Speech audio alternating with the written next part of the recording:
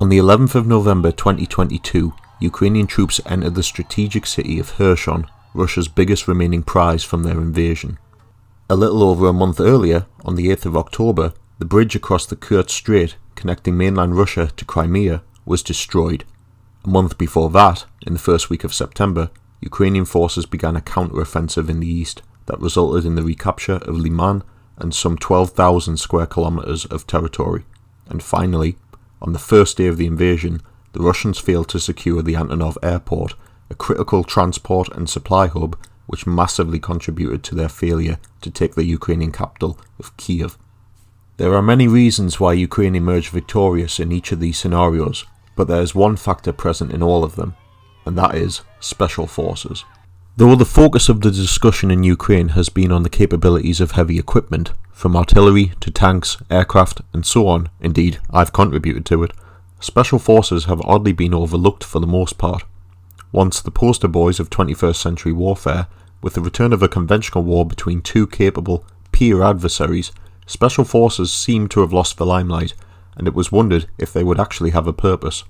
However, Ukraine has found one for its special forces, turning its hard-hitting elite specialists into battlefield game changers and the tip of their spear. Welcome to the Watchman's broadcast, and today we will be assessing how Ukrainian Special Operations Forces are changing the war in Ukraine and the nature of Special Forces warfare forever. Before we get into the missions and operations performed by Ukrainian Special Forces in the 2022 war, I'll give a brief background of their unique history. All Ukrainian Special Forces, from the fall of the Soviet Union to the start of the war in Donbass in 2014, were identical to their Russian Spetsnaz counterparts, but since 2016, almost all were moved into the newly formed Special Operations Forces service branch of the Ukrainian military, or SSO for short. The bulk of the SSO's approximate 5,000 personnel is comprised of the 3rd and 8th Special Purpose Regiments, who each have around 2,000 men. Originally the 3rd and 8th Spetsnaz regiments, they were probably close in their capabilities to the US Army Green Berets and performed well in the Donbass War from 2014 to 2015, especially the 3rd Regiment, who were vital in Ukraine's stubborn defence of Donetsk Airport. But from 2016 to 2021, both regiments underwent a major overhaul in equipment, training methods and adaptation of tactics, overseen by US and British Special Forces instructors. This made them more akin to a NATO-style force, specifically Tier 2 operators, such as the more conventional US Navy SEAL teams, namely 3 and 10, while retaining their unique battlefield experiences from the Donbass War. The rest of the Ukrainian SSO is made up of the 140th Special Operations Centre and the 73rd Naval Special Purpose Centre. The exact strength of these two units is unclear, with the Ukrainians stating they could have a combined strength of 1,000 men, while the Russians believe each unit has less than 200 operatives. Very little is known about the former, which became active in 2019, which is also believed to comprise of Tier 1 level operators, with skills equal to that of the US Delta Force or British SAS. The 73rd Naval Special Purpose Centre, on the other hand, has more knowledge available to the public, and they pioneered infiltration and raiding behind separatist lines post-2015, when the Donbass War became a more stagnant trench war. They specialise in sabotage and infiltration behind enemy lines, very similar to the Russian Spetsnaz frogmen they are descended from, and have deviated the least from the Soviet doctrine upon which they were founded. Despite that, they now informally call themselves SEALs, and can indeed be compared with the US Navy SEALs Tier 1 operators, SEAL Team 6. The only true special forces not part of the SSO is the counter-terrorist unit of the Security Service of Ukraine, SBU, namely Alpha Group. Ukrainian Alpha Group is identical in its mission and purpose to the Russian Alpha Group, that being it specialises in counter-terrorism and hostage rescue, not battlefield missions, just as the French GIGN have been at the fore of France's terrorist incidents in the last decade, but have never been deployed to Iraq or Syria to hunt for them abroad. In fact, Ukraine's Alpha Group was so similar to their Russian cousins, many actually defected during the 2014 war, and only in 2017 were they deemed politically reliable. They number about 250 to 300 men, not including the Azov SSO units in Kiev and Kharkiv, who essentially fulfill the same role as Alpha, and are a slightly smaller force, but are more affiliated with Azov's ideology, consequently operating with a level of devolved autonomy within the SBU.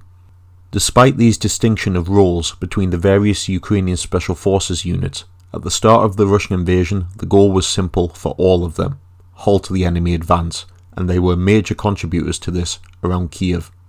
When Russian paratroopers of the VDV assaulted the Antonov airport on the first day of the invasion, the Ukrainian 3rd Special Purpose Regiment, alongside Georgian volunteers, were not only able to rapidly deploy to the airport within a couple of hours, but also began actively engaging the Russian paratroopers and even threatened to break through their perimeter around the airport in the hours that followed. Though the Russian VDV did hold firm, they were unable to capitalise on their seizure of the airport, which had become an active battleground, and with the Ukrainian Air Force still contesting the skies, the Russian plan to airlift more troops in for a rapid strike on Kiev was aborted. With the VDV effectively contained, by evening the Ukrainians brought in more troops, supported by tanks and artillery, and within 2 hours the Russians were forced to abandon the airport, denying them a strategically vital forward outpost and resupply hub. Equally, the SBU's Alpha Group on the second day of the invasion, despite not specialising in battlefield tactics, were able to ambush and largely destroy a column of Chechens believed to be tasked with the assassination of key Ukrainian military and political leaders in Kiev.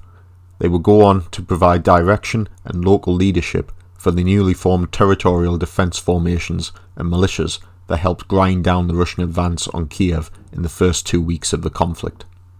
Though special forces are not the sole reason Russia failed to take Kiev, they did play a crucial role in parrying the thrusts meant to quickly seize the initiative for the Russian military, and instead gave it to the Ukrainian defenders. Now, the exact movement of Ukraine's special forces from early April to August 2022 are hard to pin down. The only units we do know the movements of at the time of recording is Alpha Group and Azov SSO. The former conducted raids on suspected Russian sympathisers and fifth columnists in the recently liberated northern regions who were believed to have assisted the Russian forces.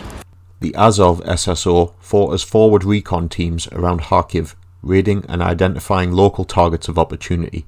If we are to believe the Russians, SSO teams attempted to do raids behind enemy lines in the Kherson and Zaporizhzhia regions on a few occasions, in missions more akin to how NATO special forces have operated in the Middle East.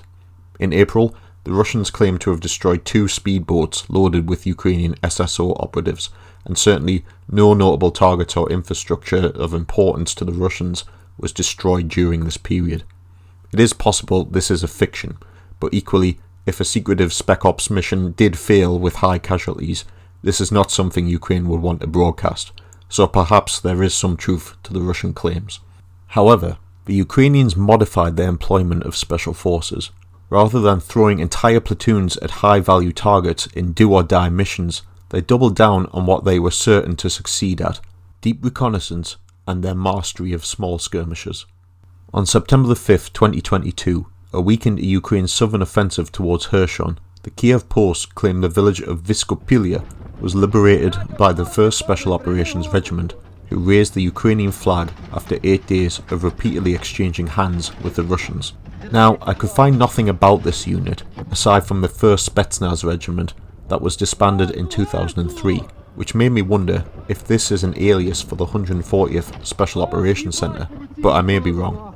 Either way, what occurred here is that SSO operatives went in ahead of the main Ukrainian assault, and were able to identify important battlefield targets and routes for their conventional comrades to exploit.